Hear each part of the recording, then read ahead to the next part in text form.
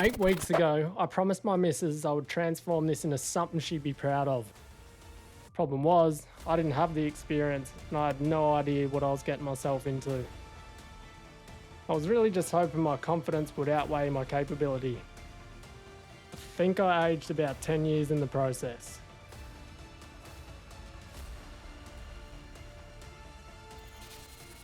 And in the end, how about we start at the beginning? Welcome to the side of my house. And yes, it's ugly and a bit of a shit show. This is the side of our house 8 weeks ago. Cracked pavers, the thing was shaped like an upside down slippery dip, a path you couldn't walk down barefoot without rolling your ankle, and a random plastic tube that burrowed deep into the ground. Whoever laid this path didn't know what it was. I didn't know what it was just there. No meteorologist, but one thing I can tell you is you should never have water running back towards your house. The whole side of the house runs about 10 metres. It's awkwardly shaped and tapers to a V at the end. A corridor, front to back. I walk down it every day, and every day it's a buzzkill. So I decided to do something about it. Thing is, I'd never laid a paver. I'm just a bloke who will have a crack and make enough mistakes until the job's done. It just means you got to learn everything the hard way. The pavers came up easy. For about half an hour I thought, beauty, this job's actually going to go smoothly. Until I found this. Something hard, something rock solid. I started poking around and realised pretty quickly why the old path was built like a slippery dip. I had absolutely no idea what this thing was. Was it protecting something? If I destroyed it, what's the worst that could happen? Would I be able to fix it myself, or would it cost me thousands? So I got on the phone, called a few mates, and no one knew what this thing was. So if you know what this thing was, let me know in the comments, because I never found out. For a second, I actually considered leaving it and accepting that my new path just wouldn't be perfect. But then I did what blokes do, and hit it with a big hammer. No effect. Hit it a bit harder. Nope.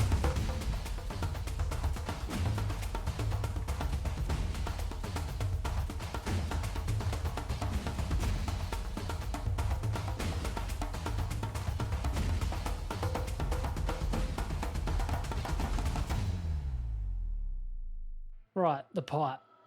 I checked the plans before I started this job, and I knew there was a sewer main running under here somewhere.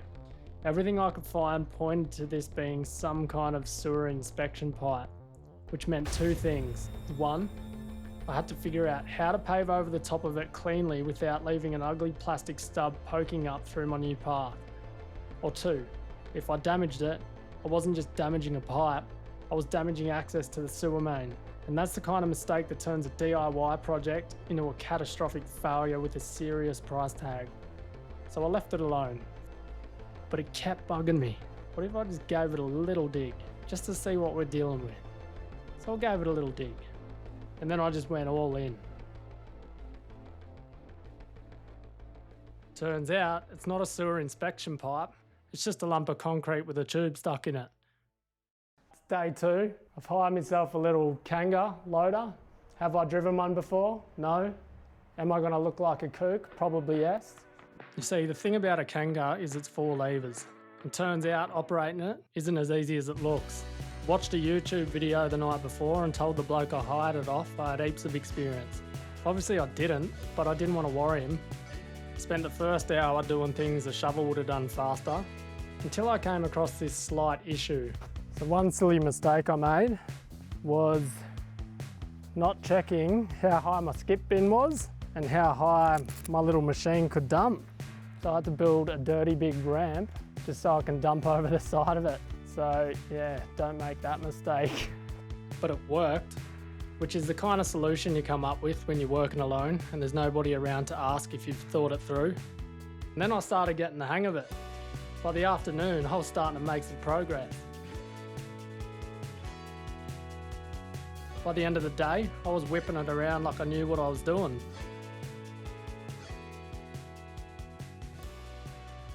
By sunset, the whole corridor was dug out. Finally dug this thing out. It was actually harder work than I thought it was going to be, especially because I had a machine as well and it still was pretty hard.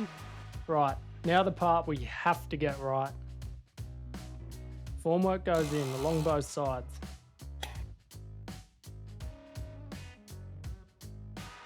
Use the laser level to make sure each side was the right height. But here's the thing, we don't want both sides the same. We want to create a fall across the path. So we adjust this up, call it 10 millimeters. And once the pavers are back in, water will have somewhere to go. That's the fall.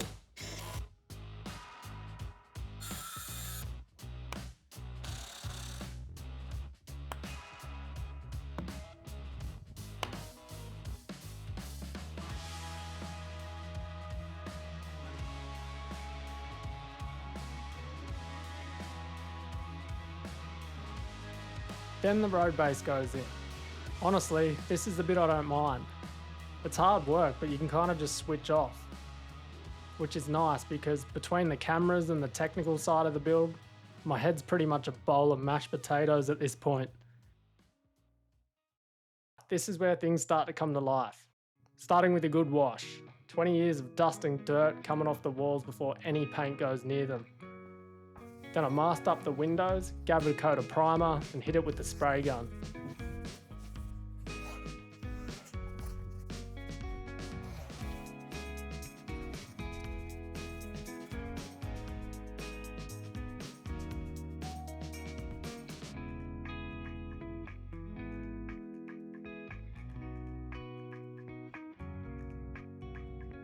After that, I moved on to the back of the garage and the fence.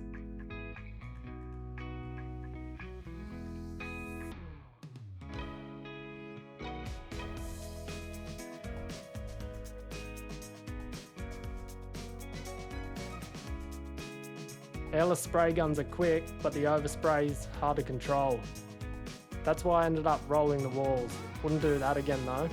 Should have sprayed the bricks first and done the monument after. Roller and brush just takes way too long.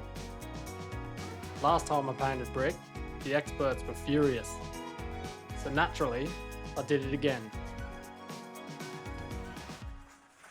Alright, time to lay some pavers. I'd been waiting for this part the whole build. I dumped some bedding sand down first and screeded it flat. That's what every paver sits on, so it has to be level. I ran 2 string lines parallel end to end to keep the path straight as I worked down it.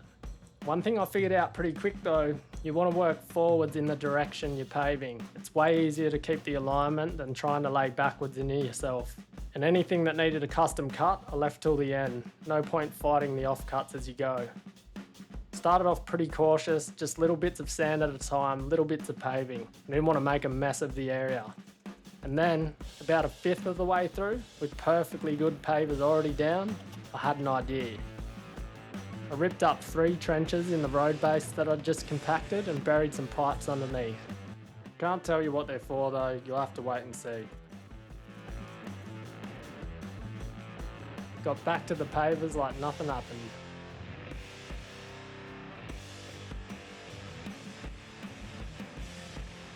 By the time I was halfway down the path, I was confident enough to dump the rest of the sand and screed the whole back stretch in one go. Came back the next morning and laid the rest of them in one run.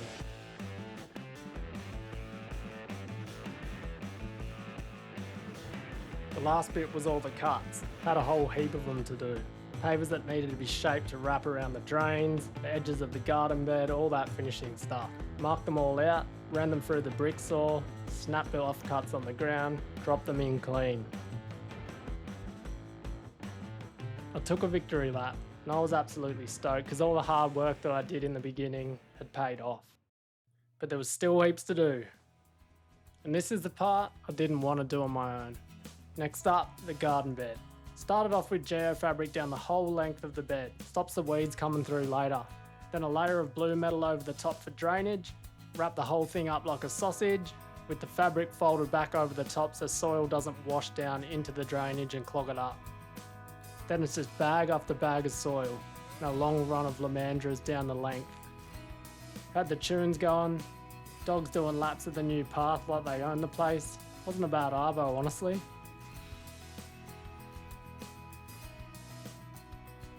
That's the bed done. Right, about those pipes I buried under the path. Time to find out what they were actually for. But first, the last build of the whole project, vertical wall planters. Most of this project, I've been learning methods that already exist, but these were going to be a bit different. There was nothing to copy. So I did a bit of freestyle until I had something that made sense. So I started building some frames to fit a planter tub. I made a squaring jig to make it a bit faster because I had a few to do. Don't know if it was actually faster, but we gave it a go anyway.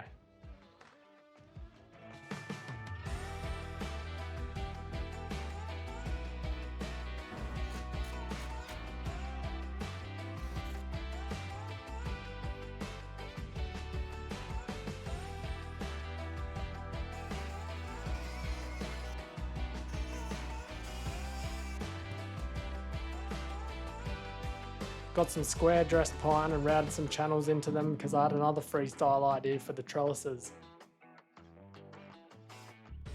Now here's the idea for the tubs. They came with 2 long drain slits in the back. You can see the duct tape on them, which means every time I watered them or it rained, dirty water would run straight down onto my pavers. Not ideal. So I siliconed them up from the inside. Then I drilled 1 hole and plumbed in an elbow. The idea is water sits in the bottom of the tub up to the height of the elbow. Anything above drains out. Keeps a constant moisture level in the soil, so even on days I don't water, the plants have got something to drink from. Self-watering, tubs can't overflow.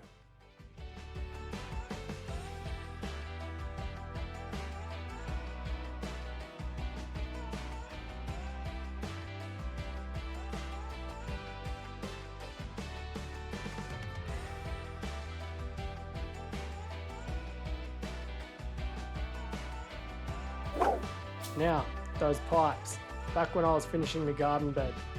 Before the pebbles went on, I cut into the existing irrigation line, tapped a T in, ran a poly line down the whole length.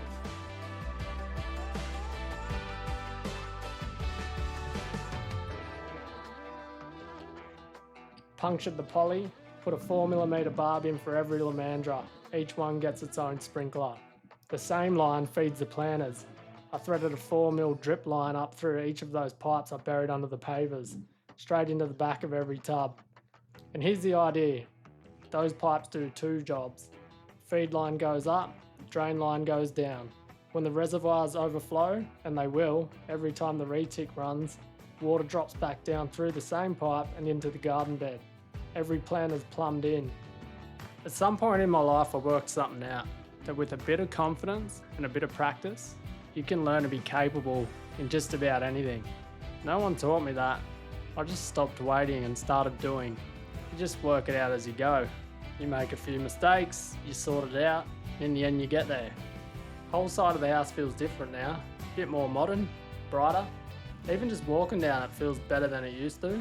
And honestly, that's the whole reason I film this stuff. Because no one ever learned anything sitting on their ass paying someone else to do it for them. So if you're someone who wants to have a go at something but fear's been holding you back, drop me a comment. I mean it.